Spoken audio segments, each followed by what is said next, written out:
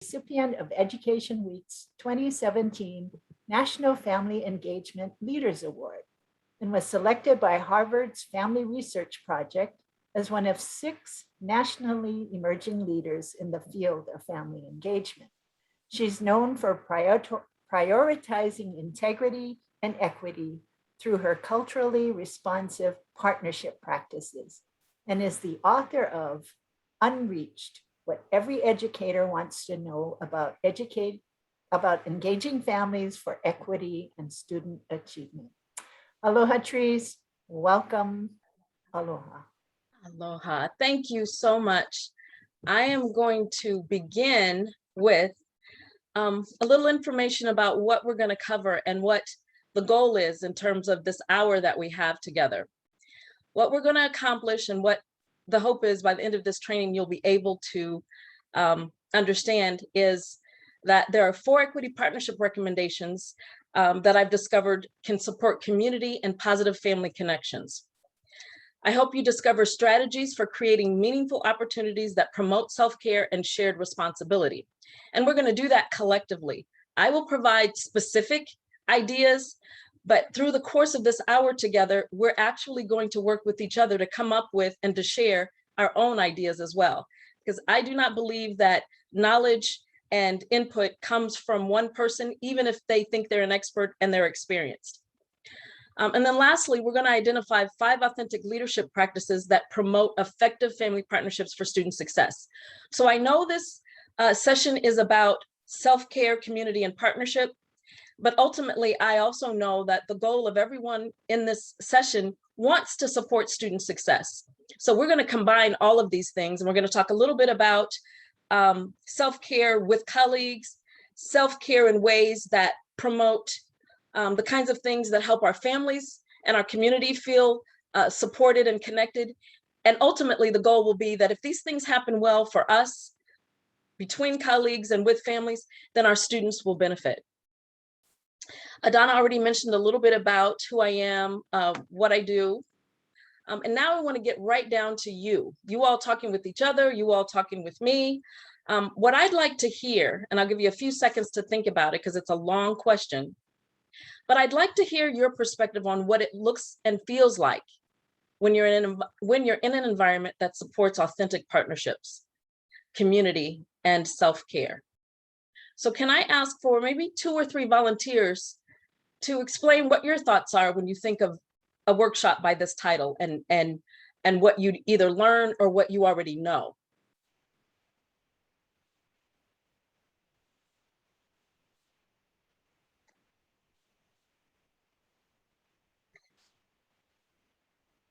I'm going to honor people's right to not volunteer, but I also hope that I can I can pull names and ask people to speak if we don't get any volunteers. I can start with 2 things that come right to mind with me. One is collaboration, and it kind of feeds off of what you said at the beginning. We do not function in a bubble by ourselves. It's about the relationships that we have. And then the other thing, especially in the time of COVID, that I'm thinking is humor. Find humor and have fun with what you're doing. Those 2 things for me are probably stand out the most. Thank you. Thank you, Diana. Thank you. Is there anyone else that can share some ideas with us about what it would look like?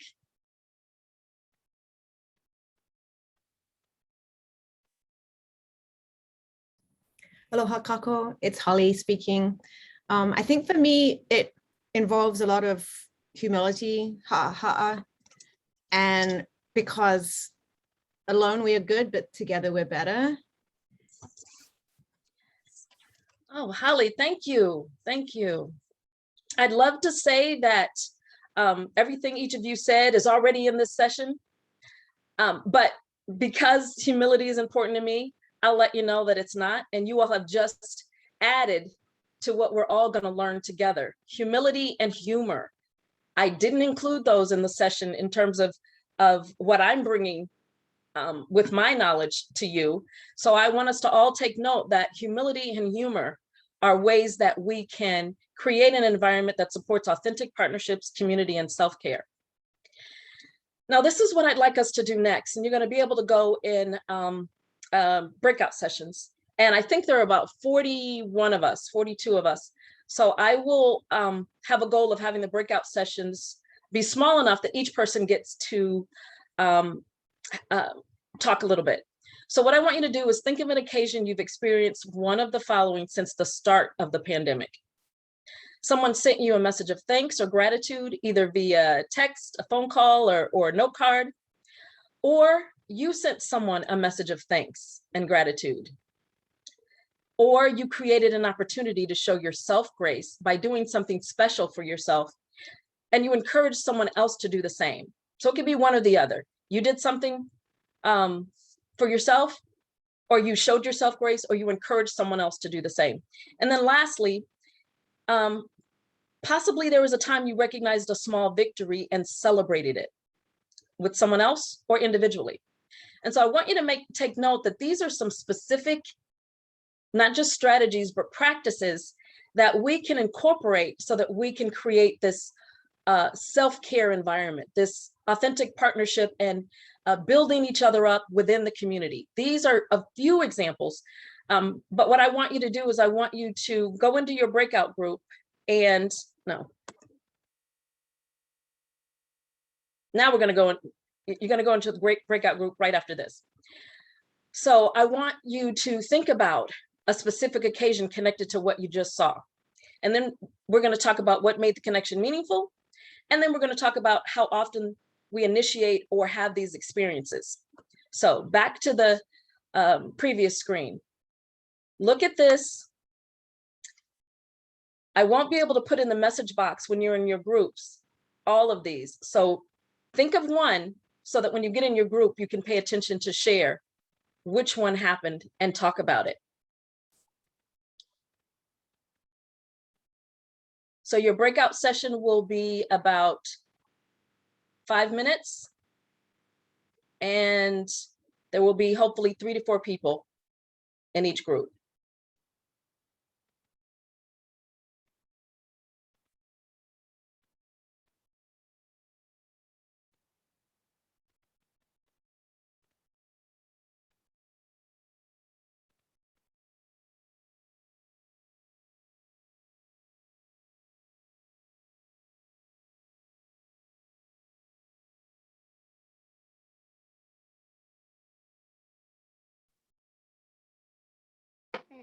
Mohala.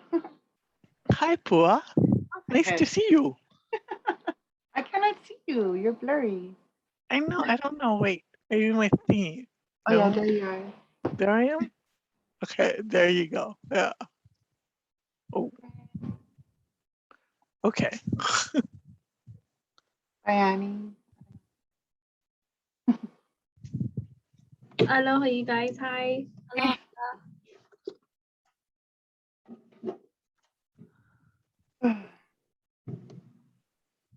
Okay, I think it was talking about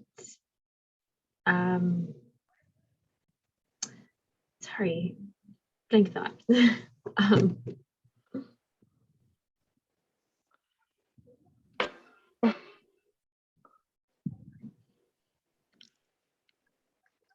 Identifying a time that you received a message or you sent a message. I guess I can say that I receive cards from an old counselor from college, and it's been about 6 years. So she still sends me cards on holidays and whatnot. And she lives out in Alabama. She doesn't even work at the school anymore, and she continues to send those cards. And I know that that makes me feel really, loved and appreciated and just thought of, like, she's so far away, and it's been so long since I've seen her that I can't believe that she's, she still continues to do that kind of thing.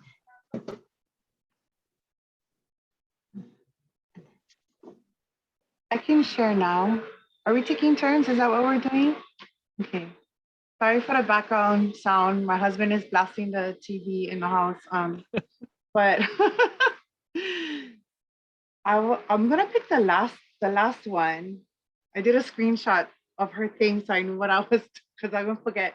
But recognizing the small victories and celebrating it, because for me, like for pandemic, I think I'm a caregiver. My dad's 86. So that's part of my kuyana that I have besides, everything else. And the blessing was I got to really extensively know how to better care for him, to improve his life, or improve his I guess improve, not improve his life. I forget what the term is I'm looking for, but so those are like the little celebrations that I had for myself throughout, that, and then advancing my technological skills, because I was doing, working with kids from right here in this spot on my lanai. So mahalo for letting me share.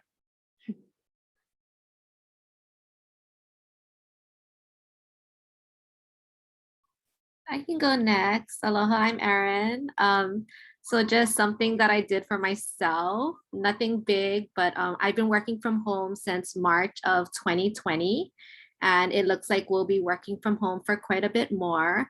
So I've been sitting on the floor doing all my meetings and Zoom, and I was actually teaching. So I finally bought myself a desk. So that was a little bit of self-care. So I'm not sitting on the floor anymore. Mahalo.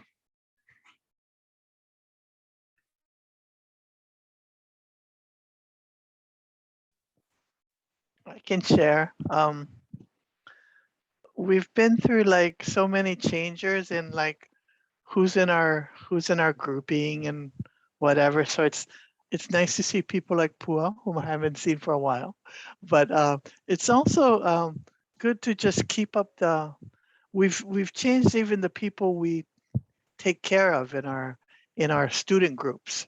So it's nice to, even though we're all virtual, to reach out to people and to have them reach back and say, what you're doing is good. Everything's going to be okay. So yeah, I appreciate that.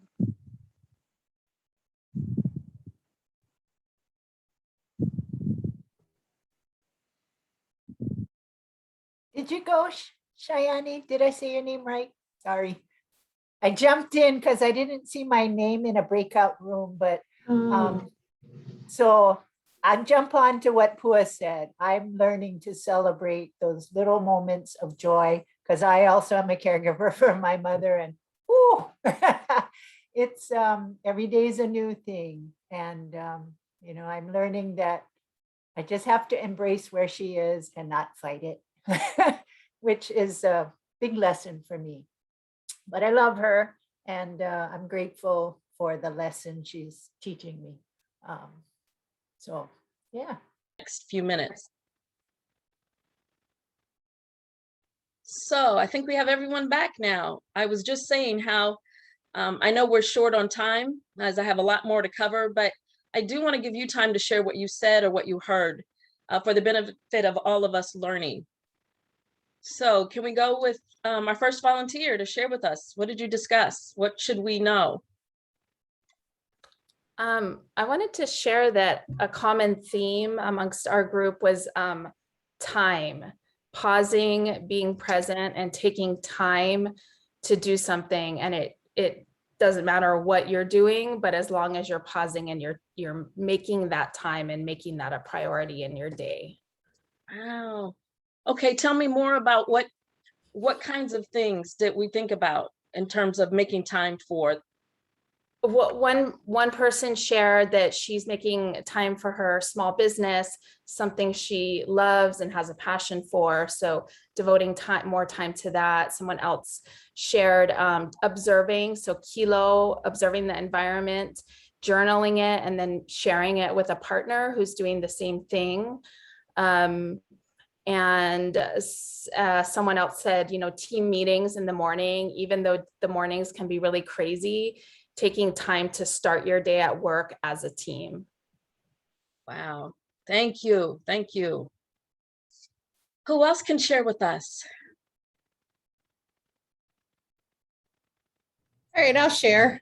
Our group kind of centered around self-care and how important it is to have self-care. Like I shared how I go get massages every week and I write a thank you note, personal thank you note to each one of the therapists. And I put the tip in there instead of just using a generic envelope.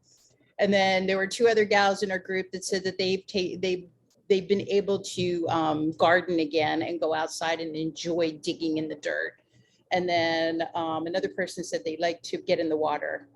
And that's part of their time that they're caring for themselves. Yes, yes. Thank you, Diana. And Wendy, observing, journaling, pausing, gardening, getting in the water. And I like also, Diana, that you mentioned you write thank you notes to the therapist, the massage therapist.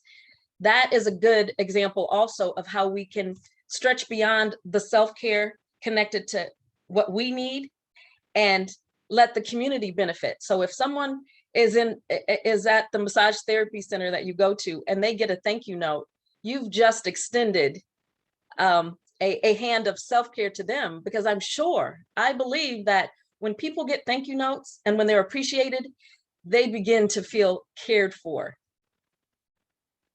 Awesome. Let's go with one more. Man, these are great. These are great. Let's go with one more, please.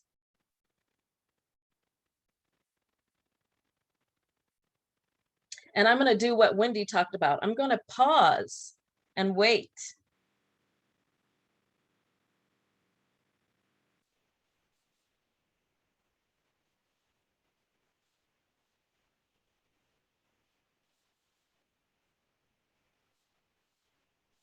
And now that I've paused, I think I'm going to ask for, I'm going to name someone. So be prepared. And if that doesn't flow well with you, just say, no, thank you. So can I ask, how about Tabitha? Tabitha, can you share something that was covered in your group? Sure. I actually didn't get a chance to share myself, but something that I thought was really cool is we had an artist in our group who she wasn't able to create a lot of art during that time because of having her child at home. But something that she was doing with her artist friends is that they would send each other postcards, like beautifully hand decorated, artistic, gorgeous postcards. That I thought was like such a cool memory in time, but also like a piece of artwork that you could use to remember that time and how you got through it as a group of friends. Thank you. That's pretty powerful. Thank you.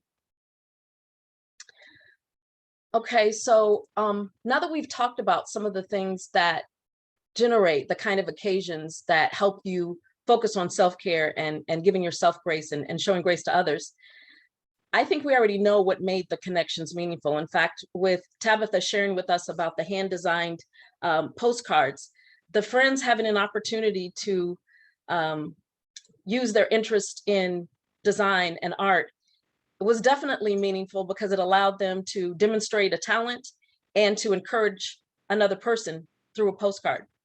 So what I'm going to ask now, us as a group, how often do we initiate or have these experiences or these types of connections in ways that support authentic partnerships and community and self-care? So let's talk a little bit about how often it happens in our work environment or our community-based partnership environment. And I'm sure it'll be different for everyone. So I just want to hear a couple people's perspective on how frequently these kinds of things happen. Actually, you know what? I should ask that question differently, because if these things don't happen often, then it would perpetuate this need to make a statement of what's not going well. So I want to have an appreciative inquiry approach. Instead, I'll ask this question. What are some things that we can do, you can do, to promote and encourage these kinds of things happening more often? What are some ideas you have that could help your team, your group, your community partners, staff generate these kinds of activities? Any ideas, any examples of how these can be integrated? Though, let me say, Lori taught me a word. Ho no, nani aka hai. Lori, please help me out. How do I say the word integrate in Hawaii? No. Ho'onani akahai. Akahi. Akahi, right? gang? Akahi. Thank you. Akahi. Will you tell everyone what that means? So to integrate from our earlier session, the presenter Kahele Nahalea shared that, and it was a new word for me. And I can't even, yes. Thank you, Idana, for putting it in the chat. Mahalo. Awesome. Awesome. Thank you. So Laurie mentioned that to me when we first started, and I think it's an appropriate word to bring up again, because this is what I'm hoping you'll do as we go through this session. Think about how to integrate your great ideas and some of the ideas that I'm providing. So let's have an example of how some of your thoughts could be integrated into the spaces that you're in.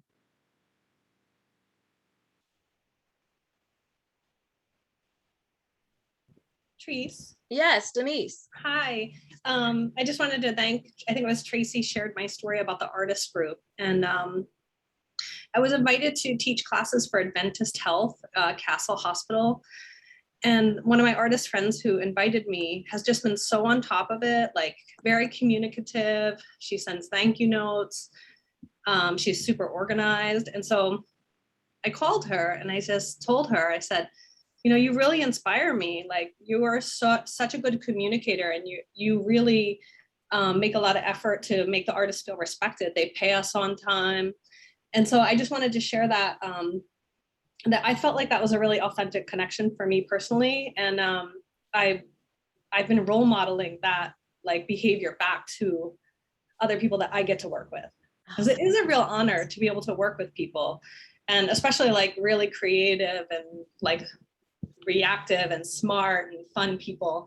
So I just wanted to reflect that right back at her. So like, I return her emails quickly. I respond to phone calls quickly. I write thank you notes because she did that for me. Yes, thank you. Awesome. So now I want to be a little real specific and maybe even prescriptive. Can someone give me an example, maybe off the top of your head, of how you can integrate the practice of recognizing small victories and celebrating them as opportunities occur, or creating opportunities to recognize and celebrate small victories? I'll give you an example. Even what Denise and Trey, what has already been discussed, maybe there's something going on that's working really well, or maybe there is a self-care activity team or partnership effort going on already.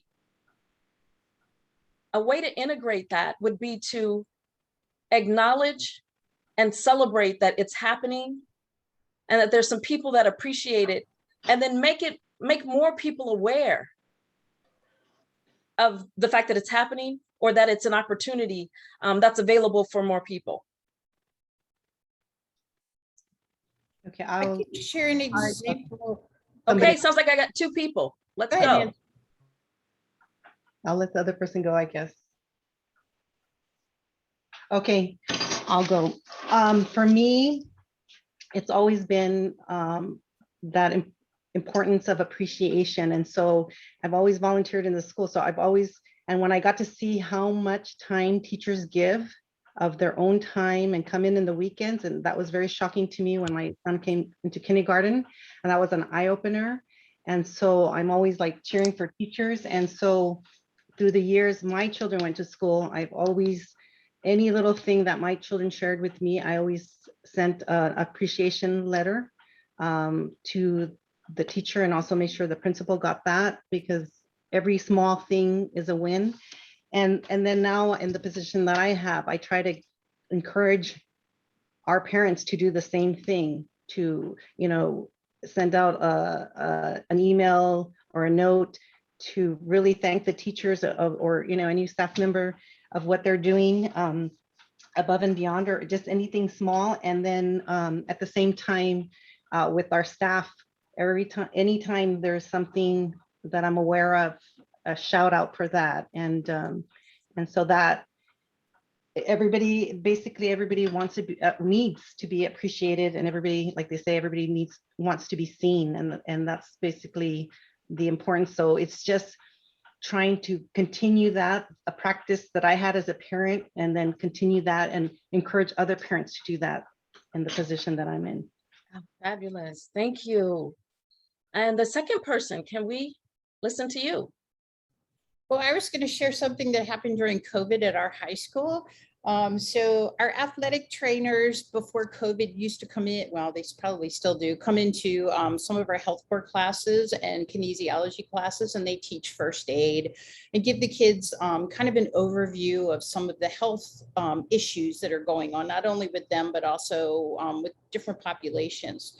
And I didn't realize how much time it took them not only to be very patient with the students asking questions, but also to put the presentation together.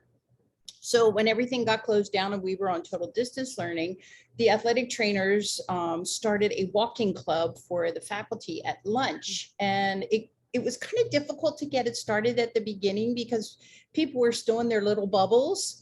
And so I guess my point with this whole thing is, if you have somebody that inspires other people to do something, it only takes one person to get things going and to get things sparked and to get other people involved. So I guess that's my whole point is, maybe if you have an idea or if you see something that's working well or something maybe that isn't, is to take action on it and be a leader and try to get more people to buy into it so that it can be shared.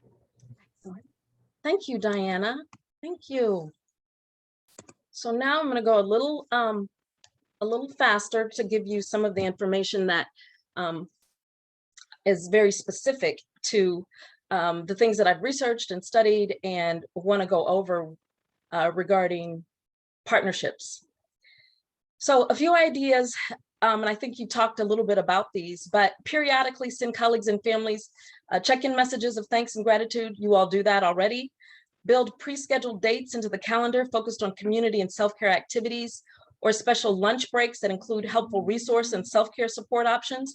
So we talk a lot about, usually in education, community resource fairs and supports for families and students, but not often do we set up the same type of support for staff. And so I think just as much as families and students need community resource supports, staff members could enjoy and appreciate the same. Another idea would be to plan monthly or quarterly celebrations designed to recognize professional or personal victories linked to partnership, team, or community building efforts. And I'm going to let you come up with your own ideas, but not just yet.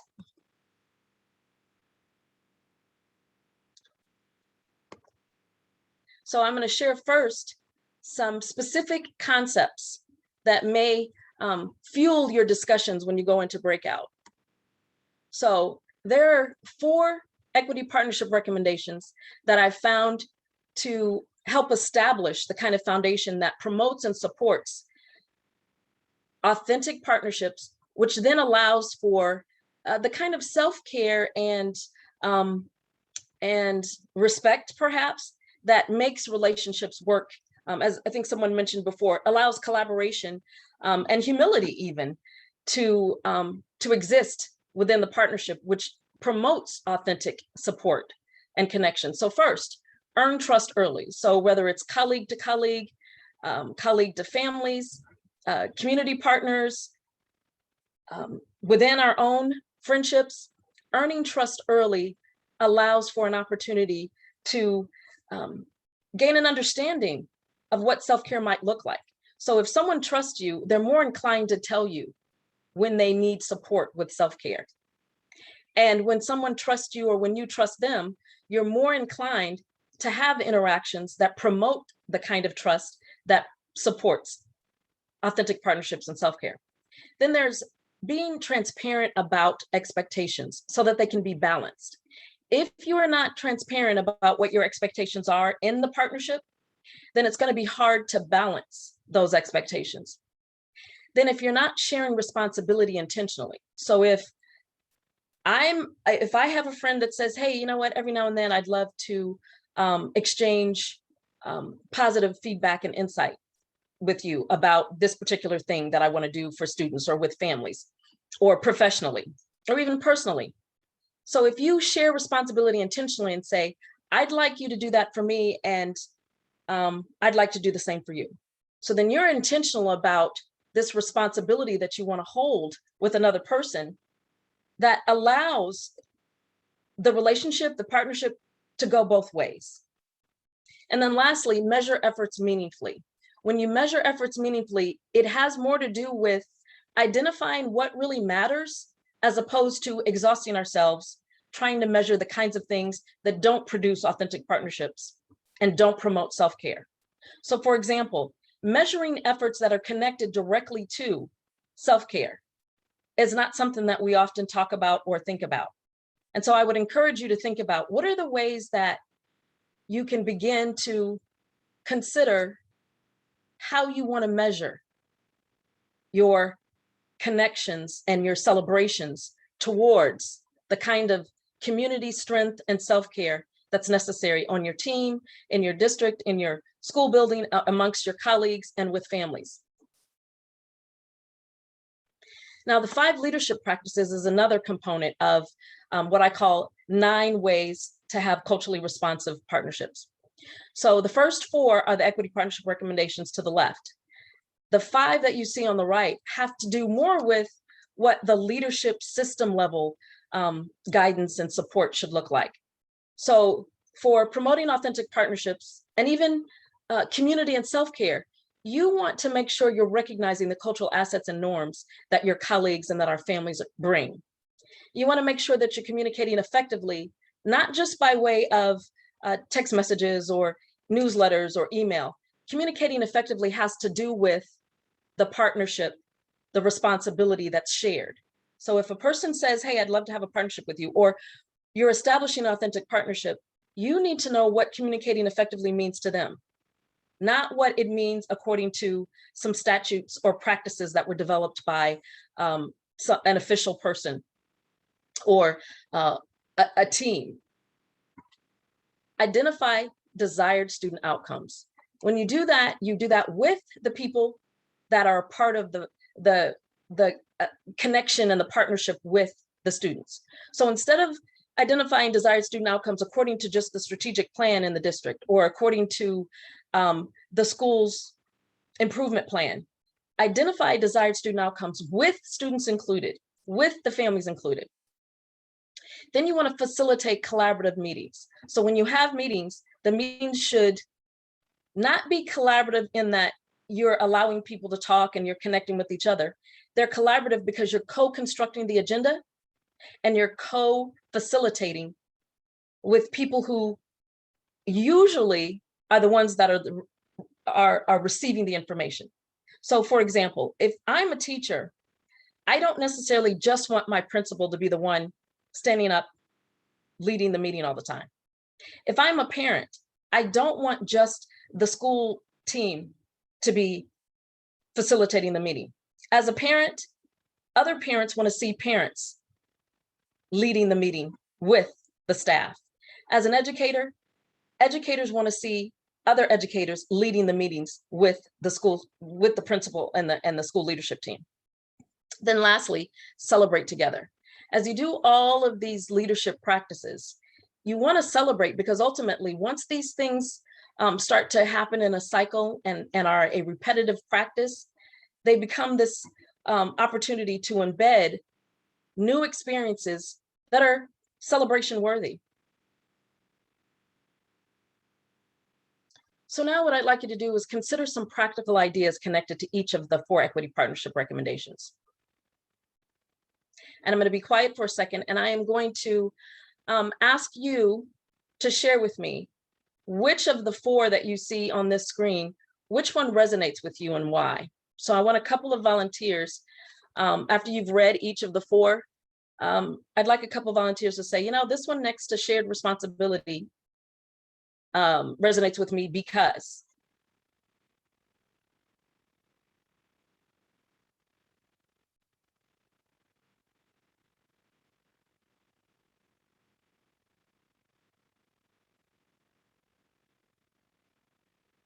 Do I have a volunteer?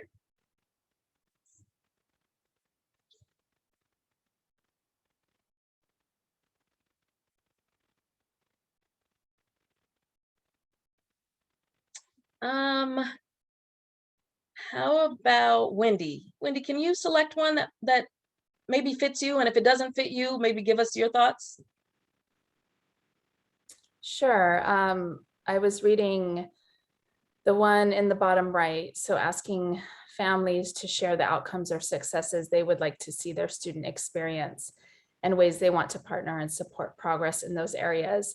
So I'm thinking, in teaching, no matter, what level you're teaching, if you're working in a formal or informal education setting, there might be standards, or we might have like the outcomes that we've put into place, but it's also important to include the interest of others in that. So whether it be the interest of the parents of the children, and if you're working with older children, then definitely finding out what is their interest, what do they want to learn, what outcome do they want, and have it be a shared inclusive process or inclusive decision-making process.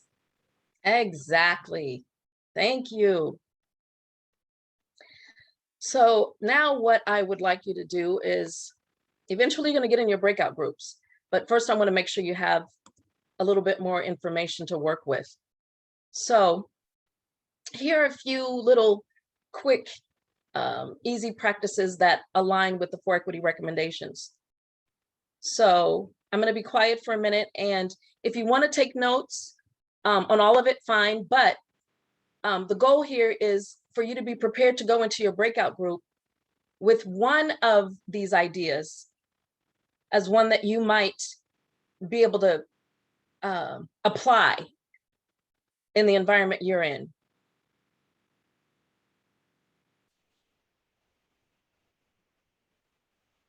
So look at each of them and think of one of them to share in your group. But then you're also going to go in your group and you're going to talk about what are some specific things connected to this, or what we talked about earlier. What are some specific things that we can do to build authentic partnerships, promote self-care?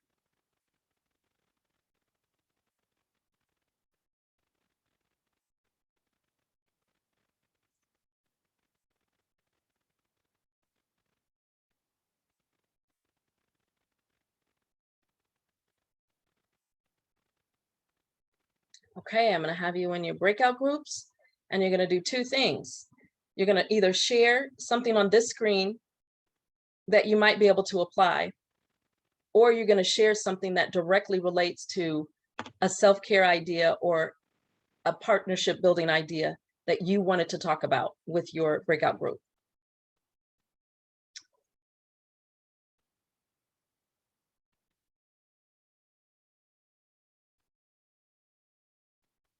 You'll have 6 minutes.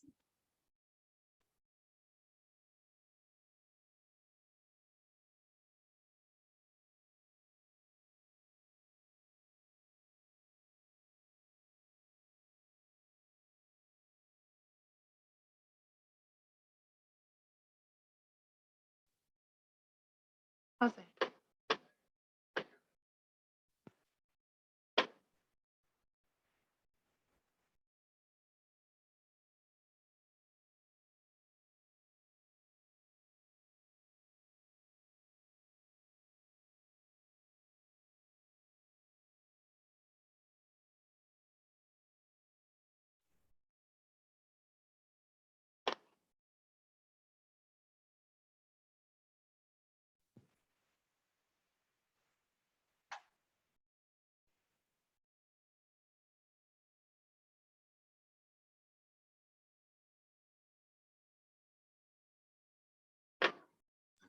Do all of you work in a school?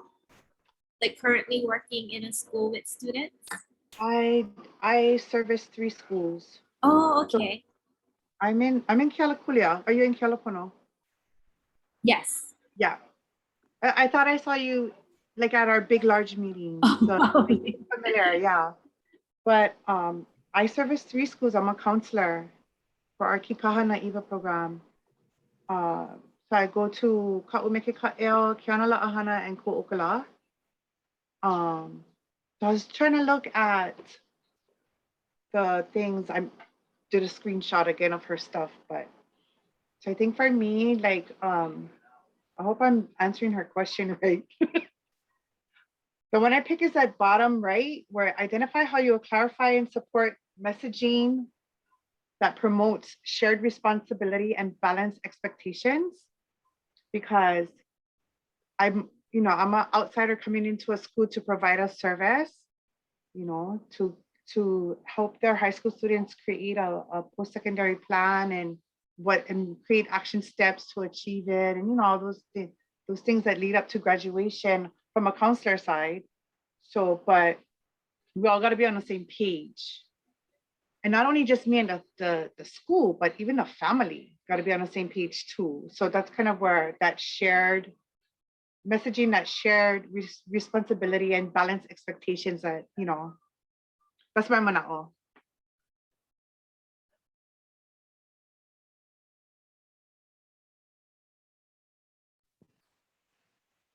I work with several schools too. I'm a counselor also, and I'm in the K Scholars program. But we work with 10th graders across the Pi Island. So we have like all these private schools like Punahou, Iolani, Midpac, and we have like East and West Hawaii too. So we have like Kealakekee and Konawaina, and so we have all these schools from across the Pi Island. So from what I got from here, her message was, we just want to make sure that the parents and us have a relationship so that we support the kids, on both sides, right?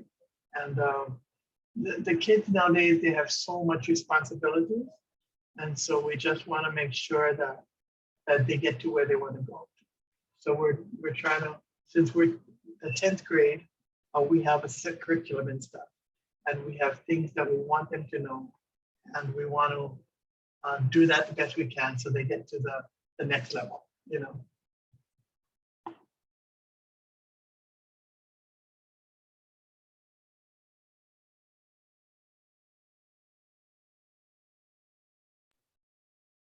I can go next. Sorry, I have leaf blowing going on outside, so it might be a little loud.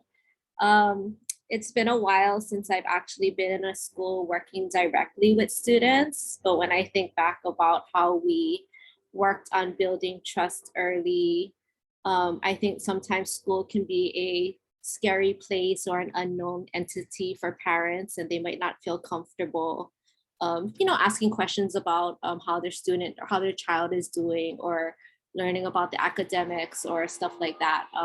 So one of the things we really tried to do was open up the school by having sort of a lot of parent activities. So just inviting them. We had May Day and like Winterfest, but just activities that were non-threatening, that would bring the parents to campus to get to know us, to get to know administrators, to get to know the staff. And that really helped to build Piwina amongst everyone, to kind of build this nice community.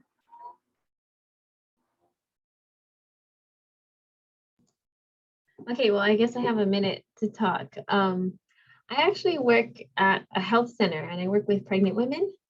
And so what I'm kind of taking away from this is like building that trust with patients.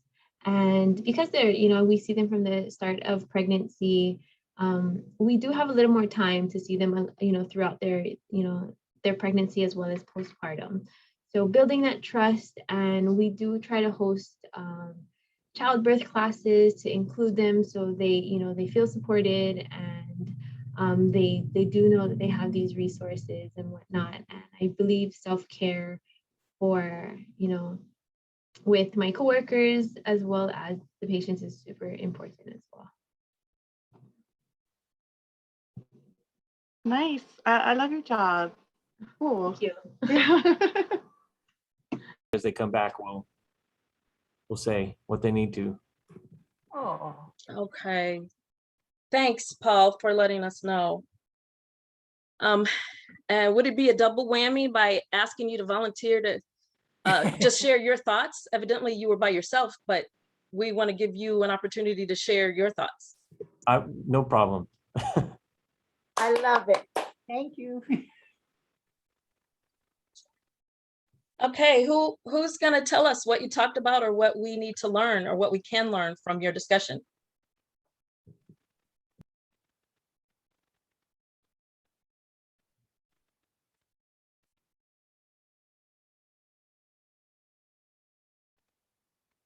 Come on, one person, just one Okay, person. I will do it. Thank you. For our group, we had nonprofit, we had people that are in the college, high school, and I forgot the other. Oh, and the other one is what is it?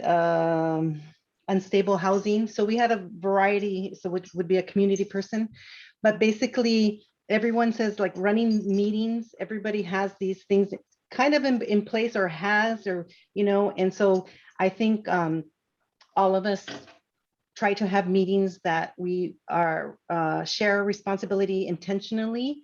So I also believe we're not running a meeting where people just come and sit. It has to be interactive, and so it takes, whether you're the chair or that's part of your responsibility. Well, not responsible, but it behooves you to have people already and be transparent of what your expectations are, so that everybody is really willing to contribute. And everybody else kind of said, yeah, their meetings, everybody's collaborative, but we also spoke that sometimes it is difficult to get that. And so it just reinforces what we're doing and to keep doing it. And, you know, so that's what we spoke about. Oh, thank you. Thank you. And so for this slide, I was going to ask for an example of how one of the equity partnership recommendations could be applied to support authentic partnerships. And it sounds like sharing responsibility intentionally is something that's already happening, already part of the belief system, and is what you discussed. So I am going to end here because I think Adana needs me to really be quick about wrapping it up, because there's some things that she needs to share. But before I do that, I would like to ask for a volunteer to share one thing that resonated with you. I skipped quite a few slides, so I didn't go really deeply into the 5 leadership practices, but I want to honor the time that we have. And so can I have one person share anything that might have resonated from what I was able to cover?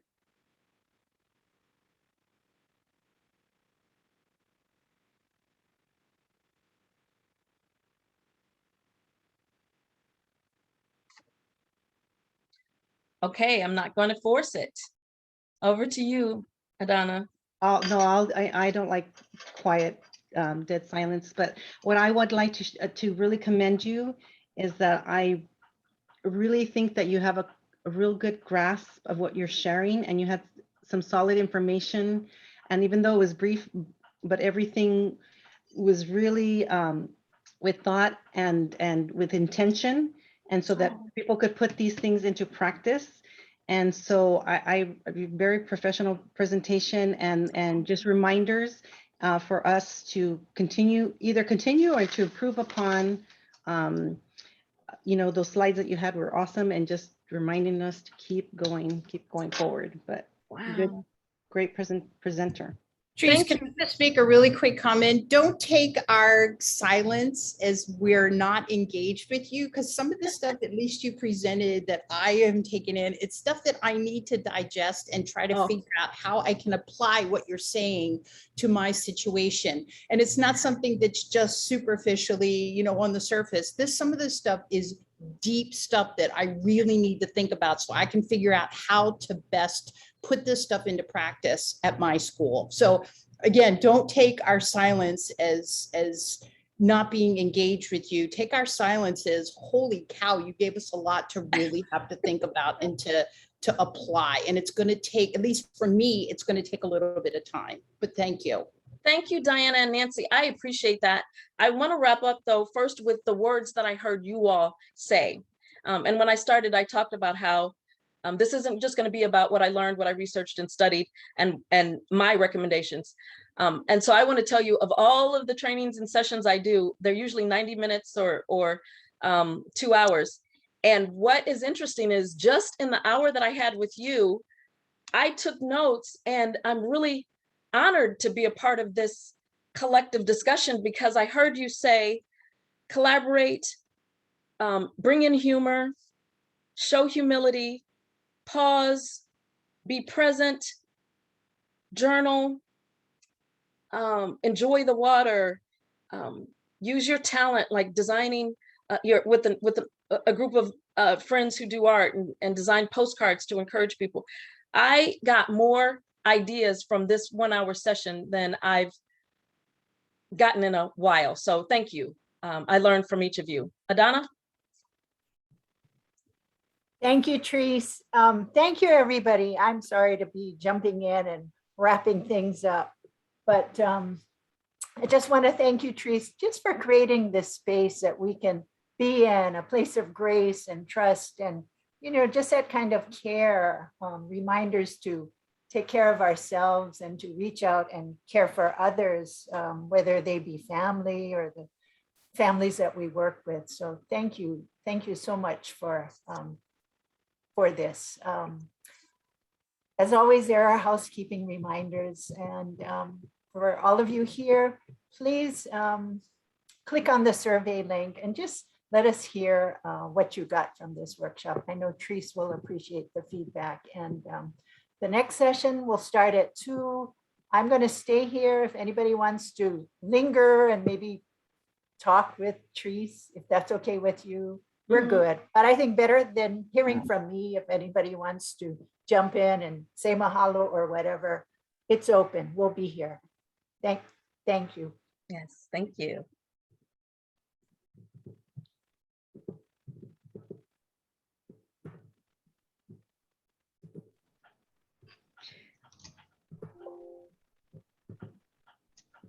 Let me see how I can word this.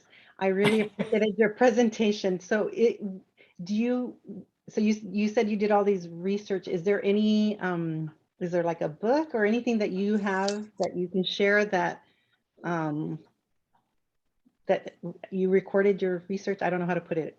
Oh, and you know what? My, the research I'm doing is part of a conclusion of my doctoral program that I'm in. And so that research won't be done until, I mean, it's been ongoing research for about 6 years. And I will have my dissertation completed this summer. But the book that I have already out is called Unreached, What Every Educator Wants to Know About Engaging Families for Equity and Student Achievement. And that book is not as much about specific research-based citations as it is about practical information that I've learned from educators and parents over the course of the 20 years that I worked as the Equity and Family Engagement Director for a school district. So the title of the book is, oh, I should have put that. Yeah, type because I didn't catch the exact title. See it? Okay, it's Unreached. Yeah, I got it right. Every educator wants to know about engaging families for equity and student achievement. I will put in my email address, and if you email me, I will I can send you the book study guide and a free chapter of the book. So here, let me type in. Okay, so chatted. Yeah. At family. Oh yeah, it's on the screen right there. Oh, it's on the screen. Okay. Sorry, my chat was covering it, and so but let me okay, so okay, hold on, sorry, Therese family. Oh, let me just take a picture. Sorry. Yeah, I know it's a pretty long title. Okay. Yeah. But yeah, so emailing me would help me to have your email I don't do spam. I don't have email group lists. I would just send you the electronic copy of the companion book study guide. And the reason I think the book study guide might be helpful before you think about buying the book is it'll give you an overview, a little 6-page document about the kinds of information that you would pull from the book that will help you apply research-based strategies. I just want to tell you this. I've attended all these things on family engagement, and the reason why I'm reaching out to you, because even though you said you're very concise in what you shared, right? But it was intentional and effective in making that engagement versus everybody talks about family engagement, but they don't really tell you how to accomplish that or how to improve that. It's just, oh, we need it in the schools, but and then when you ask, well, how do you improve it? How do you, and basically say, oh, that's the $1 million question or whatever, but that doesn't answer. So, you know, whereas what you're saying, even though I'm applying this, I mean, for everything, running a meeting or working with parents, working with students, you know, like I do the school council, community council, and so I have stakeholders from all the different stakeholders, and so I give voice to everyone, and that's what's energized me to keep doing that, because I don't like to run meetings where people are just sitting there and they just come and they're not engaged. But and this is reaffirming, yes, we have to have these tools in place, but now I can share those tools and in a graph and a little paper, whatever, and share it with the team that's there, even if they're students, and they can learn that. And going forward, they can also, when they run meetings, have this intentional, these 4 little things, and even for leaders or whatever. So yeah. And if you go to the resource folder, and I think Laurie, Adana, the group has provided a resource folder for each session. And in my session resource folder, I put in a 1-pager that's 2-sided, but it gives you 9 specific strategies for supporting culturally responsive family outreach and engagement. And then on the other side, it shows you the diagram that I included in this session. And so even though it's just kind of a quick, easy visual, I think it would go a long way towards helping you see, how do I apply these strategies that she put in this diagram in a way that is really practical? Because on the back of the diagram, the 9 strategies actually walk you through, how do I earn trust early? What does that look like? How do I share responsibility intentionally? What does that look like? In what ways can I measure efforts meaningfully so that it benefits students and families? Wow. Okay, you're awesome. Okay, I know I have to go to the other one, and I'm holding you up, but I really want you to know that what you shared, even though, like you said, it's concise, but it was very effective and meat and something that given us tools to use, and that's what I appreciate. And what I consider a workshop, you walk away with some tools that you can actually use. Awesome. So you Thank are you. awesome. Well, and I will, you know what, I think I will solicit by saying, I do 90-minute trainings for districts and schools, and it actually is a lot deeper than this particular 1-hour session, but please feel free to reach out to me, and I will be as reasonable as I can, because I really respect the work that you all are already doing. Yeah, so the person you were talking to that was by himself with Paul Zena, so he's our CAS or complex area superintendent, the one that ended up being by himself.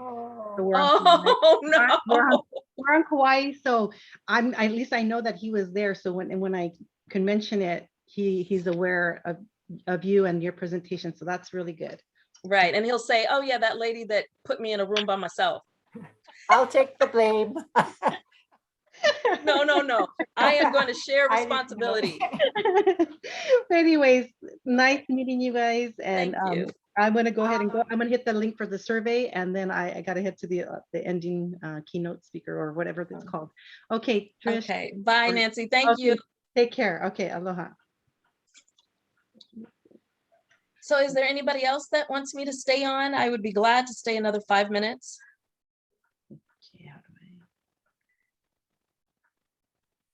Okay, I think that means we're done.